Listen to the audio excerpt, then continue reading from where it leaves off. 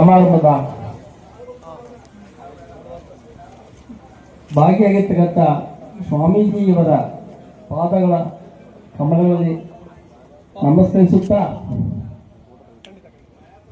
ಇಲ್ಲಿ ನಡೆದಿರ್ತಕ್ಕಂಥ ಎಲ್ಲರಿಗೂ ನಾನು ನನ್ನ ನಮಸ್ಕಾರಗಳನ್ನು ತಿಳಿಸ್ತಾ ಈ ಒಂದು ಸುಂದರವಾದ ಔಚಿತ್ಯಪೂರ್ಣವಾದ ಸಮಾರಂಭದಲ್ಲಿ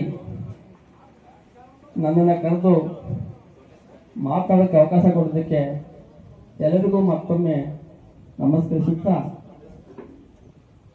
ಈ ಒಂದು ಸಮಾರಂಭದಲ್ಲಿ ಮಲ್ಲೇಶ್ ಅವರು ತಮ್ಮ ಜೀವನವನ್ನು ಸಾರ್ವಜನಿಕವಾಗಿ ತೋರಿಸ್ಕೊಂಡಿರೋದು ನಿಜವಾಗ್ಲೂ ತುಂಬಾ ಸಂತೋಷದ ವಿಷಯ.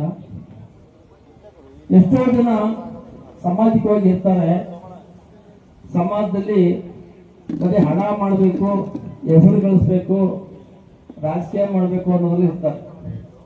ಆದರೆ ನಮ್ಮ ಮಲ್ಲೇಶ್ ಅವರು ಹಾಗಲ್ಲ. ಹುಟ್ಟಿದ ಮೇಲೆ ಏನಾದ್ರು ಒಂದು ಕಾರ್ಯಕ್ರಮವನ್ನು ತೋರಿಸ್ಕೊಳ್ಬೇಕು ಅನ್ನೋ ದೃಷ್ಟಿಯಲ್ಲಿ ಅವರಿಗಾಗಲೇ ಅನೇಕ ಒಳ್ಳೆಯ ಕೆಲಸಗಳನ್ನ ಮಾಡ್ಕೊಂಡಿದ್ದಾರೆ. ಈಗ ಆ ಎಲ್ಲ ಒಳ್ಳೆಯ ಕೆಲಸಗಳನ್ನ ನಮ್ಮ ಪಟೇಲ್ ಅವರು ನಿಮಗೆಲ್ಲ ತಿಳಿಪಡಿಸಿದ್ದಾರೆ. ಆದ್ರೂ ಪ್ರತಿಯೊಬ್ಬ ಮನುಷ್ಯನಿಗೂ ಎಲ್ಲ ರೀತಿಯಲ್ಲೂ ಒಳ್ಳೆಯವರು ಹೊಂದಿಸ್ಕೊಳ್ಳೋಕೆ ಆಗೋದಿಲ್ಲ. ಒಳ್ಳೆಯವರು ಹೊಂದಿಸ್ಕೊಂಡ್ರೆ ಅವರು ಹೆಚ್ಚಿಗೆ ದಿನ ಬದುಕೋದೂ ಇಲ್ಲ. ಹಾಗಾಗಿ ಅವರು ಸ್ವಲ್ಪ ಸಣ್ಣ ಪುಟ್ಟ ಕೋಪ ಅದು ಇರ್ಬೋದು. ಅದು ನನ್ನ ಕಂಡ್ಮಟ್ಟಿಗಂತೂ ಆ ಥರ ಇಲ್ಲ. ನಾನು ಕಂಡಂಗೆ ತುಂಬಾ ಧಾರಾಳವಾದ ವ್ಯಕ್ತಿ, ಸೌಜನ್ಯಪೂರ್ಣವಾದ ವ್ಯಕ್ತಿ, ಅನೇಕ ಒಳ್ಳೆಯ ಕೆಲಸಗಳಲ್ಲಿ ತೋರಿಸ್ಕೊಂಡಿದ್ದಾರೆ.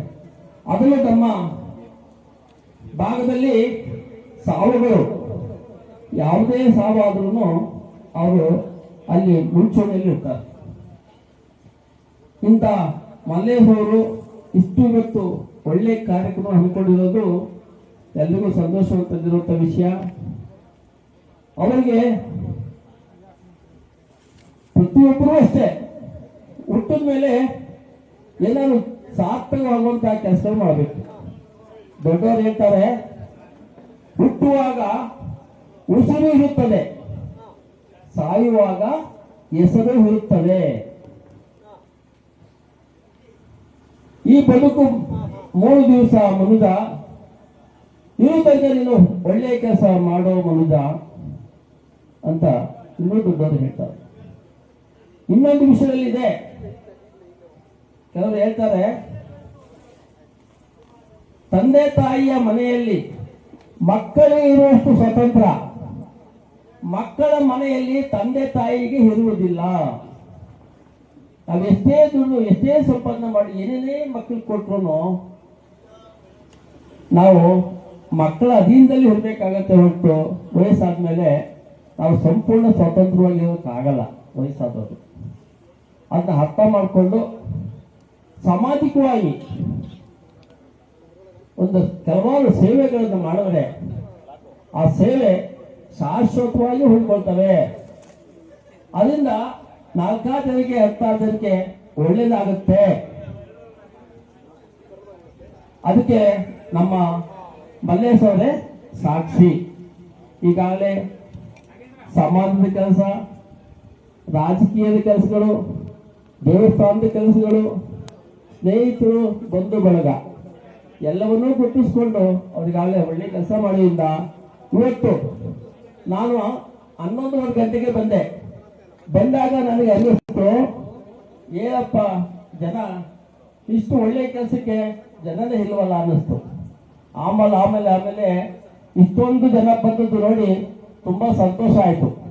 ಮಲ್ಲೇಶ್ ಅವ್ರ ಬಗ್ಗೆ ಎಷ್ಟೊಂದು ಜನ ಎಷ್ಟೊಂದು ಅಭಿಮಾನಿ ಇಟ್ಟಿದಾರ.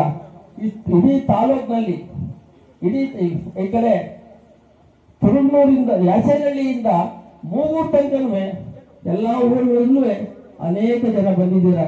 ನಿಜವಾಗ್ಲೂ ತುಂಬಾ ಸಂತೋಷ ಆಯ್ತು. ಅವರಿಗೆ ನೀವೆಲ್ಲ ಒಳ್ಳೆ ಆಶೀರ್ವಾದವನ್ನು ಮಾಡಬೇಕು ಅಂತ ಹೇಳ್ತಾ ನನ್ನನ್ನು ಕರೆದು ನನಗೆ ಮಾತೊಂದು ಅವಕಾಶ ಮಾಡೋದಕ್ಕೆ ನಾನು ತಮ್ಮೆಲ್ಲ ಧನ್ಯವಾದ ಅರ್ಪಿಸ್ತಾ ನಮ್ಮ ಮಲ್ಲೇಶ್ ಅವರಿಗೆ ಇನ್ನೂ ಹೆಚ್ಚಿನ ಇಂಥ ಒಳ್ಳೊಳ್ಳೆ ಕೆಲಸ ಮಾಡೋದಕ್ಕೆ ಹೆಚ್ಚಿನ ಶಕ್ತಿ ಬರಲಿ. ಅವರಿಗೆ ಹಿರಿಯಕರು ದೇವರು ಆಯಸ್ಸು, ಆರೋಗ್ಯ, ಅಂತಸ್ತು, ಅಧಿಕಾರ, ಸಂಪತ್ತು, ಸಮೃದ್ಧಿ ಎಲ್ಲವನ್ನೂ ದಯಪಾಲಿಸಲಿ ಅಂತ ಬಯಸ್ತಾ ನನ್ನ ಮಾತು ಮುಗಿಸ್ತೇನೆ. ಮತ್ತೊಮ್ಮೆ ಸ್ವಾಮೀಜಿಯವರೇ ಪಾದಗಳಲ್ಲಿ ನಮಸ್ಕರಿಸ್ತಾ ನಾನು ಮಾತು ಮುಗಿಸ್ತೇನೆ. ಎಲ್ಲರಿಗೂ ನಮಸ್ಕಾರ. ಸಭೆಯನ್ನು ಉದ್ದೇಶಿಸಿ ಮಾತನಾಡತಕ್ಕಂತಹ ಪನ್ನೂರು ರಾಮಸ್ವಾಮಣ್ಣ ಅವರಿಗೆ ಅನಂತ ಧನ್ಯವಾದಗಳನ್ನು ಸಮರ್ಪಣೆ ಮಾಡ್ತಾ, ಈಗ ಅವರ ಗೌರವ ಸಮರ್ಪಣೆ ನಮ್ಮ ನಾಗೇಂದ್ರ ಮತ್ತೆ ಶಿವರವರಿಗೆ. ಚೇರ್ ಹಾಕ್ಬಿಡಿ ಮಧ್ಯಕ್ಕೆ ಹಾಕೊಳ್ಳಿ ಸರ್, ಸೈಡ್ ನಿಂತ್ಕೊಳ್ಳಿ. ಹಾಂ ಹಾಕಿ ಈಗ